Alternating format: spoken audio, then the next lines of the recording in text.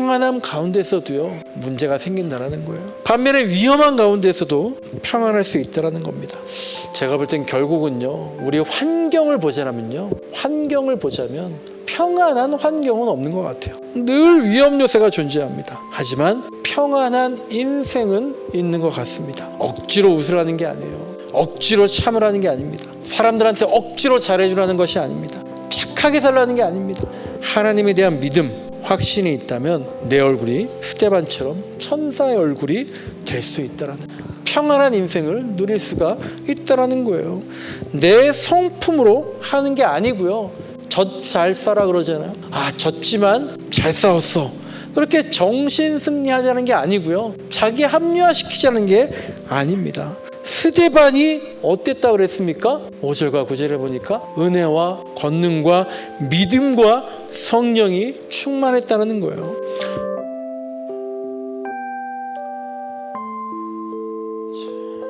여러분 마지막 11절부터 15절 보시면 딱 누가 생각납니까? 예수님이 떠오르죠. 그러니까 스데반은 이제 7장 보시면 죽게 되면 순교하게 되지만 정말 복된 사람인 것 같습니다. 예수님과 똑같은 그렇게 말씀을 전하다가 똑같은 오해를 또 똑같은 고발을 당하고 또 그렇게 순교하게 되고 마지막에 스데반이 또 예수님과 똑같은 말씀을 하죠. 주님 용서하여 주옵소서. 저들이 하는 일을 알지 못하고 저러는 겁니다 라고 하는 말을 거두면서 순교하는 장면이 이 6장 다음에 7장에 나오죠. 특히 제가 오늘 이 말씀 보면서 가장 너무나 평범한 말이고 또 뭐 모르는 말씀 아니지만 너무나 인상 깊었던 게 15절 마지막 말씀입니다. 그 얼굴이 천사의 얼굴 같았다라고 하는 겁니다. 이런 상황에서 천사의 얼굴이 어떻게 나올 수 있을까? 그 얼굴은 어땠길래 이 사도행전 기록한 사람이 이 누가가 천사의 얼굴 같았다라고 표현을 했을까? 참 인상 깊었습니다. 오늘은 평안한 인생이라는 제목으로 말씀을 나누려고 합니다. 먼저 오늘 본문을 먼저 쭉 한번 살펴보고 이 말씀의 의미를 좀 되새겨 보겠습니다. 1절 말씀 보시면요. 이 시기에 제자들이 늘어났다라고 나와 있습니다. 이 시기에 제자들이 늘어났다. 이 시기가 어떤 시기인가? 이 시기가 어떤 시기인데 제자들이 그렇게 성도들이 늘어났을까요? 첫째로 이 시기는 아까 제가 사도행전 잠깐 전에 말씀드렸던 것처럼 예수님이 없는 시대입니다. 예수님 돌아가시고 부활하셨어요. 그리고 하늘로 올라가시는 승천하셨습니다. 그런데 이 시기에 제자들이 성도들이 늘어났다. 첫째로 이 시대는요. 앞에 1장부터 5장을 보시면요. 성령이 충만한 시기였습니다. 성령이 충만한 시기였다. 모르겠습니다. 여러분들 성령의 충만함을 느껴보셨습니까? 우리 모든 마음속에 우리 그리스도인들은요. 믿음을 고백하는 순간 우리 안에 성령이 임재합니다. 성령의 임재를 위해서 더 이상 기도할 필요가 없습니다. 다만 우리가 신경 써야 될 것은, 다만 우리가 집중해야 될 것은 성령이 충만한가 아닌가라는 거죠. 근데 이 시대에 예수님께서 승천하신 다음에 우리가 많이 들어봤듯이 성령님께서 이제 출현하시게 되잖아요. 모두가 성령 충만함을 받습니다. 근데 이 시기에 성령 충만한 모습이 굉장히 신비롭습니다. 기적이 막 일어납니다. 그리고 정말 말로 설명하지 못할 신비로운 일들이 사건들을 접하게 되고요. 쉽게 말해서 적지 않은 그리스도인들이요. 대부분 다 황홀경에 빠지는 그런 상태가 사도행전 2장에 나와 있습니다. 그런데 또 특이한 것은요. 그렇게 황홀경에 빠지고 마치 미친 사람처럼 있는 것들이 예수님 시대에는 없었던 일들이거든요. 근데 예수님이 계시지 않은 이때의 사람들이 성령 충만하다 굉장히 신비로운 일들을 많이 겪게 됩니다. 믿지 않는 사람들이 보면은요, 성령 충만이 뭔지를 모르는 사람들이 보면은요, 우리도 옛날 믿는 분들 지금도 우리가 저렇게 꼭 기도해야 되나? 저렇게 그렇게 소리 지르면서 뭐 해야 되나? 저렇게만 난리를 쳐야 되나? 그런 식으로 보였던 거예요. 정신 나간 사람처럼 보였을 겁니다. 그리고 실성한 사람처럼 보였을 수도 있고요. 접신한 사람처럼 보였을 수도 있고요. 신내린 사람처럼, 광신자처럼 보였을 수도 있는 그런 상황들이 많았습니다. 그래서 사도행전 2장에 보면 믿지 않는 사람들이, 예수 그리스도를 믿지 않는 사람들이 뭐라 그랬습니까? 저 그리스도인들이 어떤 상황인 것 같다 그랬어요? 마치 술 취한 사람들인 것 같다. 새 포도주에 취한 거 아니냐? 라는 말을 들을 정도로 굉장히 눈에 보기에는 이해할 수 없는 미친 사람들처럼 보였다라는 겁니다.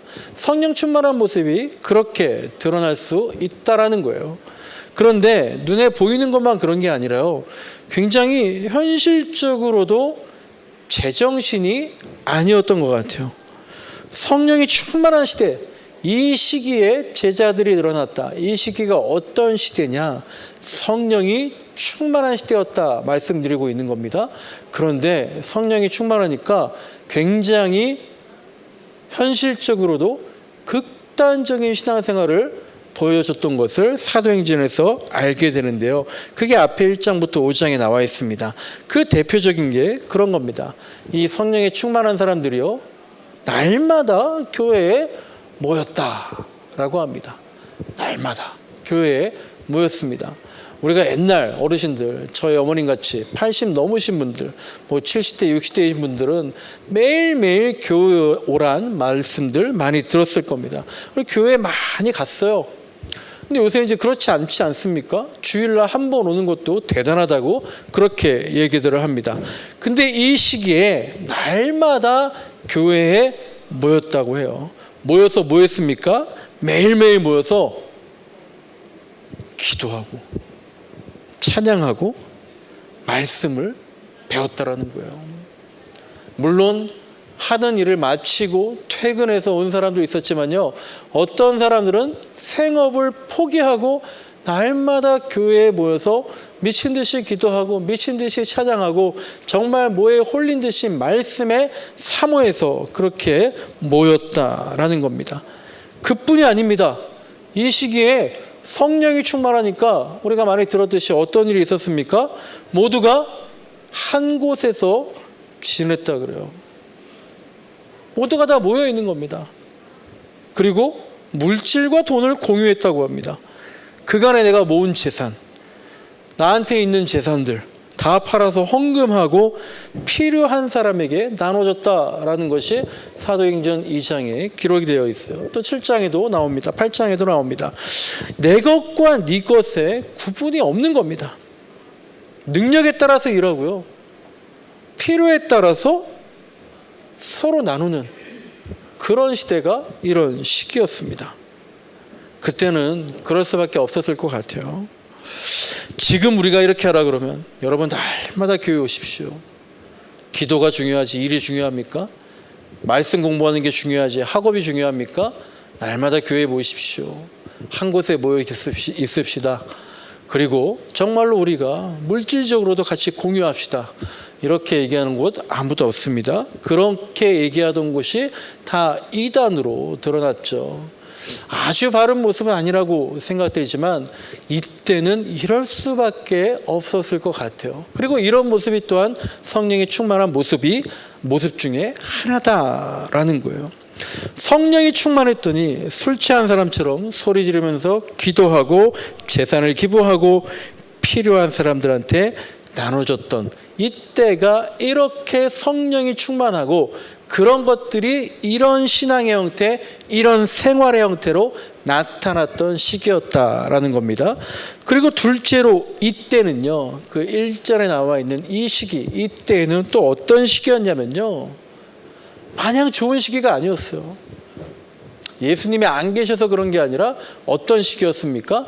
박해와 시련이 심할 때였습니다. 아주 심할 때였던 거예요. 그리스도인들이요, 안에서 그 당시 교회에서 모였다는 건 이런 건물에서 모인 게 아니죠. 가정집 같은 곳에서, 다락방 같은 데에서 누군가 거기를 제공하면 거기서 모인 겁니다. 그 안에서 모여 있을 때는 그렇게 좋았지만요. 그리고 밖에 나가잖아요. 베드로와 요한을 비롯해서 제자들, 믿는 사람들이 복음을 전할 때마다 위험에 노출되고 비난받고 잡혀가던 시기였습니다. 그래서 오늘 본문의 마지막에 나오는 스데반, 아까 말씀드린 것처럼 7장을 보시면 여러 가지 복음 증거하다가 결국은 돌에 맞아서 순교하게 되는 거죠. 예수님 십자가에 못 박혀서 달려 돌아가신 것도 끔찍하지만요, 돌에 맞아 죽는 것도 너무나 끔찍합니다. 죽을 때까지 돌에 맞는 거예요. 그럼에도 불구하고 하늘에 있는 하나님 보고 기뻐하는 모습을 보였다는 게 너무나 신기한 거죠. 결국 이 1절에 나오는 시기 두 가지 말씀드렸습니다. 성령이 충만해서 너무나 좋았을 때다. 그런데 동시에 언제 잡혀갈지 모르는 표현과 집회와 예배와 전도의 자유가 없는 정도가 아니라 언제 끌려가서 어떻게 죽을지도 모르는 은혜와 기쁨이 충만하지만 동시에 매우 위험한 그런 시대, 그런 시기였다라는 겁니다. 그런데 바로 그런 시기에, 은혜가 충만하지만 매우 위험한 시기에 제자들이, 성도들이 늘어났다라는 겁니다. 참 신기하죠. 믿으면 잡혀가는데요, 믿는 사람들이 오히려 늘어났다는 겁니다. 예수님의 한창 인기가 있고요, 지지도가 높았고 어떤 사람들한테 정말 최고로 많이 불려졌을 때 오히려 예수님은 그 정점에서 붙잡혀서 돌아가셨습니다. 근데 이제 이 사도행전의 시기, 즉 예수님의 이후의 시기는요, 오히려 예수님이 안 계신 시대인데 그리스도인들은 반대로 많아집니다. 참 역설적인 시대인 것 같습니다. 다 그러잖아요. 신앙은 역설적이라고. 신앙은 그런 것 같아요. 하나님의 역사는 그런 것 같습니다. 눈에 보이는 게 다가 아닌 것 같습니다. 그것이 신비이죠. 주님이 안 계신데 이어져 나가고 복음이 더욱더 확대되고 많은 사람들이 믿게 된다는 거죠. 그게 어떻게 보면 한 알의 밀알이 땅에 떨어져 죽었기 때문에 예수 그리스도의 그 죽음의 씨앗이 오히려 많은 열매를 맺게 하는 그런 모습인 것 같습니다. 자, 그런데요, 이 말씀 계속 보면은요, 사람이 또 많아지니까 어떤 일이 생깁니까? 1절이 그거죠. 문제가 생긴다라는 거예요. 사람 많아지면 좋은데 또 문제가 생깁니다.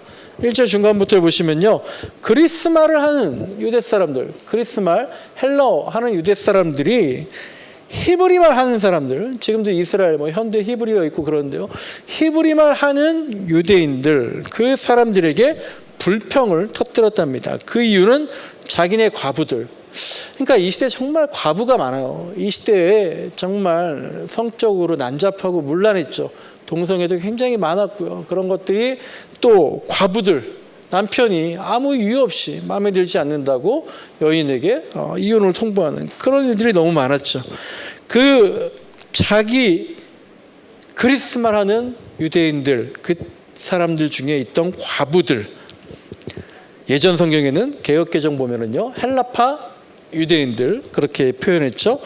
그 사람들이 날마다 구호 음식을 나누어 받는데요, 즉 식량 보급을, 식량 배급을, 식량 지원을 받는 데에서 차별을 받고 있고 푸대접을 받았고, 그렇기 때문에 지금 불평을 토로하고 있는 겁니다. 헬라파 유대인들, 즉 그리스 말을 하는 유대인들은요, 토박이 유대인들이 아닙니다. 이스라엘 그 팔레스타인 유대 땅에 토박 계속 있었던 유대인들이 아니고요. 지금 말로 하면은요, 우리나라 입장에서 보면은요, 제1 동포라든지 제2 교포라든지 그런 재외 동포의 2세를 말하는 거예요. 그게 바로 그리스말 하는 유대인들, 재외 동포의 2세들. 유대인들은 이스라엘 사람들은 역사적으로 몇 번의 계기 때문에 유대 땅 팔레스타인에서 쫓겨나거나 떠나가잖아요. 그 흩어진 유대인들을 디아스포라 유대인이라 그러잖아요. 디아스포라가 그리스어로 흩어지다 그런 뜻입니다. 그렇게 쫓겨나거나 떠밀려서 본토 밖의 나라에 정착한 유대인들의 2세, 3세 유대인들이 다시 가나안 땅으로 오게 된 겁니다. 팔레스타인 땅으로 오게 된 겁니다. 돌아와서 당연히 유대교를 믿었겠죠. 예수를 믿은 게 아니라. 그런데 어쩐 계기로인지 예수를 믿고 그리스도인이 된 사람들이 바로 그리스말을 하는 유대인들이다.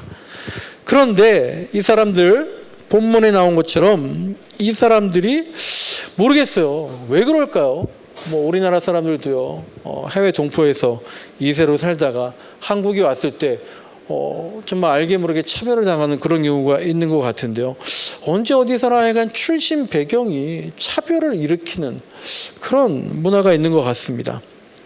지금 이 사람들도요. 혼란과 차별을 느끼고 있는 것 같고요. 그래서 그 구제, 식량을 나눠받는 데 있어서 왜 우리 제대로 챙겨주지 않느냐 그렇게 따지고 있는 것이죠. 계속해서 문제가 쌓였던 겁니다. 그리고 이제 폭발하게 된 거죠. 그랬더니 3절부터를 보시면요. 그래서 지도부가 이 일에 대한 대책을 마련하는 거죠. 이 당시 지도부라면 예수님의 12제자입니다. 그 12제자를 12사도라고 12사도라고 말하는 겁니다. 그 지도부에서 12사도들이 어떤 결정 내렸습니까? 7사람을 선출하자. 나중에 21장을 보시면 이 7사람을 집사라고 얘기하죠. 지금 집사는 차원이 다를 정도로 굉장히 높은 그리고 중요한 일을 하게 되는 어쨌든 그런데 이제 섬기는 일인 거죠. 그렇게 7사람을 선출하자라는 거죠. 그래서 1절에서 문제가 되었던 구호 물품을 공평하게 나눠지는 일을 전담하게 하자라고 하는 겁니다.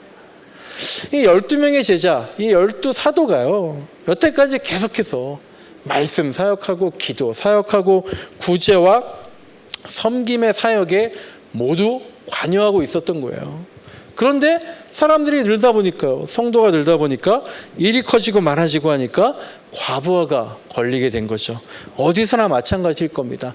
그래서 그런 과부하가 걸리고 문제가 됐던 것들이 누적되어 왔던 건데요.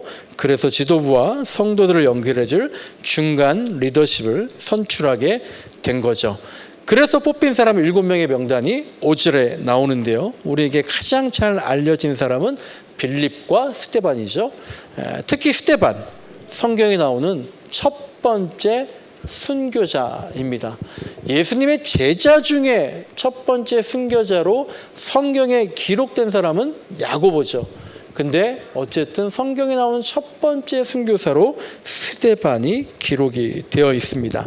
어떤 사람이었는가요? 5절과 8절에 나오는데요. 뭘 소개하겠습니까? 스데반의 믿음과 성령이 충만하고 은혜와 능력이 충만해서 큰 기적을 행하는 사람입니다. 믿음과 성령과 은혜와 능력이 충만한 사람이었다. 그런데 그렇게 훌륭한 믿음의 소유자인 스데반이 9절에 보니까 잘 풀리지가 않아요. 구레네와 알렉산드리아와 길리기아와 아시아에서 온 이른바 리버디노 회당에 소속된 사람들과 충돌이 일어납니다. 모르겠어요. 훌륭해서인지 훌륭해도 그런지 갈등과 대립의 중심에 서게 됩니다. 거기에 이제 리버디노 회당이라고 나오죠. 회당, 시나고그인데요. 이것은요 그냥 지금 교회라고 생각하시면 됩니다. 근데 그리스도인들의 교회가 아니라 유대인들의 교회. 예수님께서 종종 회당에서 말씀하셨다. 그런 말씀들이 사복음서에 나오잖아요. 그리고 이 리버디노라는 9절에 나오는 이 리버디노 사람들, 이것은요 각 지역들, 거기에 있는 알렉산드리아와 길리기아와 이런 지역들이 다 로마의 지배하에 있었는데, 그 로마의 지배하에 있었을 때 이 사람들은 유대인들이거든요. 근데 노예가 된 사람들이에요. 노예로 살고 있다가 극적으로 자유를 얻어서 해방되어서 야, 이제 집으로 본토로 돌아가자. 다시 고국과 유대 땅 예루살렘으로 돌아온 자유민들이 바로 이 리버디노 회당에 속해 있던 사람들입니다. 이들에 대한 자료가 많지 않지만요, 스데반과 충돌한 이유는 대략 이런 것 같아요. 이들은 기적을 체험한 사람들이에요. 풀려날 수 없었던 상황에서, 노예에서 해방된 사람들이에요. 그럼 이 사람들 뭘 생각했겠어요? 당연히 출애굽의 역사를 생각했을 겁니다. 그때 임하셨던 하나님이 우리에게도 임하셨다. 그래서 하나님을, 구약신앙을 철저하게 믿게 된 사람들입니다. 그런데 유대 땅에 왔더니 오히려 유대 땅에 이상한 사이비, 이단이 지금 설치고 있는 거예요. 그게 누굽니까? 바로 예수라는 사람을 메시아, 그리스도로 믿자라고 하는 그리스도교가 출현하고 있는 거죠. 너무나도 확실한 체험, 그리고 너무나도 확고한 믿음을 가지고 있었기 때문에 예수님을 인정할 수가 없었던 겁니다. 그래서 이 사람들이 예수를 믿는 사람들, 스데반을 그렇게 비난하게 되고 잡아들이게 되는 거죠. 우리가 정말요, 확고한 믿음이 나를 어떻게까지, 어디까지 진리를 못 알아보게, 눈을 가리게 할 수 있는지 늘 조심해야 됩니다. 요새는 오히려 이제 이런 일이 좀 더 드물어진 것 같은데요. 과거 2000년대 초중반에는요, 이런 일이 있었어요. 석가탄신이래요. 몇몇 교회와 기독교 단체들이요, 현수막을 걸어요. 석가탄신을 축하합니다 라고 현수막을 겁니다. 그랬더니 또 이제 몇몇 절과 불교 단체에서도 성탄절이 되니까 예수 그리스도의 탄생을 축하합니다, 그런 현수막을 걸었죠. 이런 일을 본 교회 성도분들이, 제가 그 당시 이제 목회하던 교회 분들께서 이게 불교 사찰이, 불교에서 그 절에서 예수님의 생신, 예수님 탄생을 축하합니다, 여기에 대해서는 별말을 안 해요. 그런데 석가탄신일, 부처의 탄신을 축하한다라고 현수막을 건 그 교회와 단체들 보면서요, 저게 교회냐? 저게 목사예요, 목사님? 저게 어느 기독교 단체예요? 막 그렇게 굉장히 분개하시는 걸 봤는데요. 더 극적인 신앙의 체험이 있는 좀 더 나이가 있으신 어르신들이 그 반발이 더 심했던 거 기억에 납니다. 오늘 본문의 이 리버디노 회당에 속한 이 유대인들도요, 그렇기 때문에 더욱더 격렬하게, 더 확신에 차서 스데반을 비난하고, 그래서 오늘날로 치면은 15절에 나오는 공회, 오늘날로 치면은 국회라든지 법원이라든지 그쪽에 해당하는 공회에 고소를 해서 재판을 받게 했던 거죠. 근데 15절을 보니까 아까 제가 처음에 말씀드린 것처럼 그렇게 잡혀온 스데반의 얼굴이 마치 천사의 얼굴 같더라, 그렇게 성경은 기록하고 있습니다. 참 놀라운 일 같아요. 그런 상황에서도 얼굴을 붉히지 않았을 뿐만 아니라 천사의 얼굴 같았다라고 전해지고 있는 거예요. 이다른 목사가 늘 천사의 얼굴 같았다. 여러분들 집사님들, 권사님들이 정말 늘 천사의 얼굴 같았다라고 계속 전해진다면 그보다 큰 복이 어디 있을까라는 생각을 해봤습니다. 네, 이렇게 이제 쭉 말씀을 드렸는데요. 우리가 1절 성령이 충만하고 굉장히 자발적으로 물질을 나누고 또 그렇지만 굉장히 박해가 심했던 때다라고 말씀드렸습니다. 이 6장 1절부터 15절 말씀 통해서요, 우리 삶에서 이 두 가지만이라도 잘 적용해 봤으면 좋겠다라고 생각을 해봅니다. 첫째로는요, 그 1절에 있는 것처럼요, 아무리 좋은 상황이 있더라도요, 문제가 늘 존재한다라는 겁니다. 어쩌면 문제는 내가 보지 못하고 있는 걸 뿐이지 어떤 시간, 어떤 장소에서도 문제는 존재하는 것 같아요. 그렇게 성령이 충만했다, 그래서 모이기만 해도 좋았다, 밖에 나가서 잡혀 죽어도 좋았다, 그렇게 좋았는데, 그래서 사람들이 많아졌는데 한창 좋은 그때에 문제가 생기더라라는 거죠. 지금 모든 게 좋을 수가 있어요. 참 기쁘고 감사한 일입니다. 하지만 그럴 때마다 고린도전서 10장 12절을 꼭 기억했으면 좋겠습니다. 그런즉 선줄로 생각했을 때 넘어질까 조심하라. 사도 바울이 얘기하죠. 좋은 일이 있을 때 당연히 기뻐할 것이지만 사탄이 굉장히 부지런한 것 같아요. 사탄은 꼭 그때 유혹을 놓치지 않는 것 같습니다. 이게요, 어떤 우리 소설 운수 좋은 날 있잖아요. 그 운수 좋은 날이라는 소설처럼 뭔가 좋은 일이 막 있을 때는 괜한 불길함이 느껴진다거나 그런 미신적인 것을 말하는 것이 아닙니다. 좋을수록 여러분 겸손하십시오. 이런 거 말하는 거 아닙니다. 우리가 뭔가를 이뤘을 때에 그런 성품이나 어떤 자세나 그런 게 아니라요. 그런 느낌이나 감, 그런 거 말씀드리는 게 아니에요. 뭔가 이뤘을 때, 뭔가 이뤄놨을 때에 신앙의 눈이 흐려질 수 있다라는 거예요. 대표적인 게 다윗이잖아요. 다윗은요, 아마 최소한 10년가량은요, 사울에게 쫓겨다닌 것 같아요. 그러면서 발 뻗고 잠잔 적이 없었을 거예요. 항상 경계하고 보초서고 보고받고 의심하면서 그렇게 몇 년을 살았을 겁니다.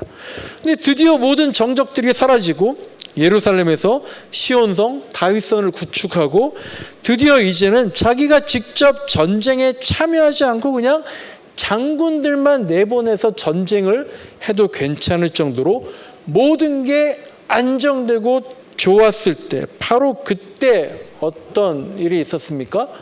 부하 장수의 아내 밧세바 간음한 사건이 있었던 겁니다. 다윗의 부하들은요, 전쟁터에 가 있었습니다. 그런데 다윗은 저녁 때에 느지막이 일어나서 왕궁 옥상에 올라갑니다. 왕궁 옥상에 왜 올라갔겠습니까? 원래는 기도하러 올라가는 거예요. 전쟁을 위해서 기도하러 올라간 겁니다. 그런데 그 기도는 아침부터 했어야 돼요. 근데 느지막이 저녁 때가 돼서야 왕궁 옥상에 올라갔다라고 성경에 기록되어 있습니다. 그리고 그 왕궁 옥상에서는요, 그렇게 올라가서 기도해야 되는데 거기서 기도하지 않고 건너편 집에서 밧세바가 목욕한 것을 보게 되는 거예요. 다윗 인생이요, 우리가 다윗 하면 다 대단하고 좋고 그렇게 생각하지만 다윗 참 힘든 험난한 인생을 살았습니다. 다윗 인생에서 가장 그리고 유일하게 평안했을 때가 바로 이때밖에 없었어요. 계속 쫓겨다니고 아들에게도 쫓겨다니고, 근데 이때가 가장 평안했을 때인데 바로 그때가 모든 불행의 시작이 되는 문제가 발생하게 된 겁니다. 다윗이 올라간 왕궁 옥상이란 곳은요, 두 가지 목적이 있을 때 올라갑니다. 하나는요, 기도하러 갈 때 올라가는 겁니다. 그리고 또 하나는 쉼이 필요할 때, 휴식할 때 거기 올라가게 되는 겁니다. 둘 다 좋은 겁니다. 기도하러 올라가는 것도 좋은 거고요, 쉬러 올라가는 것도 좋은 거죠. 그런데 그 좋은 의미의 장소에서 문제가 생긴다라는 거예요. 믿지 않는 사람들이 뭐라고 말하든지 설득할 필요가 없습니다. 우리 스스로가 납득하면 돼요. 나 자신을 설득하면 돼요. 항상 그럴 때에 사탄이 들어온다라는 거예요. 오늘 본문 1절에서도요, 어떤 일 때문에 문제가 생긴 겁니까? 구제하는 좋은 일 때문에 문제가 생긴 거예요. 좋은 취지의 일이었습니다. 훌륭하고 좋은 일과 좋은 장소에서 다윗처럼 신앙의 눈이 흐려질 수도 있고요, 사도들처럼 어떤 사람들에게 소홀하게 하는 그런 세심한 신앙의 마음을 놓쳐버릴 때가 있다라고 하는 겁니다. 첫 번째 기억합시다. 우리가요, 좋은 일에서도요, 좋은 환경에서도요, 문제가 발생할 수 있고, 그래서 나의 평안함이 깨질 수 있다라는 겁니다. 좋은 때일수록 신앙의 눈을 지켜나가자라는 거예요. 하지만 두 번째로 반면에 최악의 상황에서도 편안함을 유지할 수 있다는 거예요. 그게 바로 오늘 본문의 마지막 15절에서 스데반은 억울하게 잡혀간 상황에서 죽을지도 모르는 상황에서 천사의 얼굴을 하고 있었더라는 거예요. 천사와 같이 평안한 얼굴은요, 그러니까요, 모든 게 완벽하고 안정되고 평안한 상황에서만 나올 수 있는 게 아니다라는 거예요. 모든 게 불안정해 보이고요, 나 하나도 벅찬데 우리 자녀들이라든지 우리 가족들 챙기는데 정말 앞이 보이지 않고 정해진 게 없어 보여도 믿음이 있으면 평안함을 누릴 수 있다라는 거예요. 야, 너무 힘들어하지 마. 너 이겨낼 수 있어. 의지의 문제가 아니라는 겁니다. 성품과 기질의 문제를 말하는 게 아니에요. 낙천적인 생각을 가지십시오. 그런 말 하는 게 아닙니다. 여러분도 돈이나 실력 같은 믿음 구석이 있다면, 그러니까 내가 역경 가운데서도 낙관적일 수 있어, 그런 거 말하는 게 아닙니다. 불안한 상황 속에서도요, 우리가 평안함을 누릴 수 있다는 것은요, 권선징악이라든지 희노애락이라든지 세옹지마라든지 결국 우리는 잘 낼 수 있을 거야. 마음을 편히 가져. 속상해하지 마. 답답해하지 마. 마음을 수련해. 이렇게 마음을 추스려라. 그런 말 하는 게 아닙니다. 오히려 고난이 유익이다 라는 시편 말씀을 기억해야 합니다. 왜냐고요? 그리스도인이기 때문에 그런 거예요. 그리스도인은 예수를 주인으로 삼는 사람입니다. 예수님을 믿으니까 우리가 인간적인 성품이나 의지의 문제가 아니라 하나님이 우리에게 모든 환경 속에서 고난이 유익이 될 수 있는 길을 보여주신다는 거예요. 기독교 역사를 보면은요, 서기 한 300년부터 500년 그때 사막에, 다 중동 사막 지역 있잖아요, 수도승들이 있었습니다. 그 사막에 나가서 수도하는 거예요. 그 사막 수도사들이 있었는데 어떤 수도사가 이런 말을 했답니다. 1년에도요 몇 번씩 질병에 걸려서 아픈 사람이 있었대요. 그런데 어떤 해에는요 1년 동안 한 번도 아프지 않았대요. 와, 해마다 몇 차례씩 아파 죽겠는데 너무 힘들 텐데 그 해에는 한 번도 안 아팠다는 거예요. 얼마나 감사한 일입니까? 그런데 그 사막의 교부는 울면서 화를 냈다고 합니다. 그래서 왜 그러냐고 말했더니 이렇게 말했대요. 하나님께서 나를 버리셨다. 하나님께서 나를 버리시고 찾아오지 않으시는 것 같아. 이렇게 말을 했답니다. 그러니까 고난과 아픔과 환난을요, 정말 고통당한다고, 죽을 것 같다고, 미치겠다고 그렇게 생각한 게 아니라 그것이 바로 하나님이 나를 찾아오는 것이고 나와 독대하시는 하나님의 관심이고 하나님을 만날 기회다라고 본다라는 거예요. 그게 신앙인 겁니다. 욥도 그렇게 고백하잖아요. 그가 나를 단련시킨 후에는 내가 순금같이 되어서 나오게 됩니다. 바울도 그렇게 말하잖아요. 환난이 인내를 낳고 인내가 연단을 낳고 연단이 소망을 보게 한다라고 하는 겁니다. 그리스도인의 평안함은 이런 곳에서 나오는 것입니다. 믿음 안에서 나오는 것입니다. 예수에 대한 믿음, 거기에서 평안함을 누릴 수가 있는 거예요. 말씀을 정리합니다. 평안함 가운데서도요 문제가 생긴다는 거예요. 반면에 위험한 가운데서도 평안할 수 있다는 겁니다. 제가 볼 땐 결국은요, 우리 환경을 보자면요, 환경을 보자면 평안한 환경은 없는 것 같아요. 늘 위험 요소가 존재합니다. 하지만 평안한 인생은 있는 것 같습니다. 억지로 웃으라는 게 아니에요. 억지로 참으라는 게 아닙니다. 사람들한테 억지로 잘해주라는 것이 아닙니다. 착하게 살라는 게 아닙니다. 하나님에 대한 믿음, 확신이 있다면 내 얼굴이 스데반처럼 천사의 얼굴이 될 수 있다라는 평안한 인생을 누릴 수가 있다라는 거예요. 내 성품으로 하는 게 아니고요. 젖 잘 싸라 그러잖아요. 아, 졌지만 잘 싸웠어. 그렇게 정신 승리하자는 게 아니고요. 자기 합리화시키자는 게 아닙니다.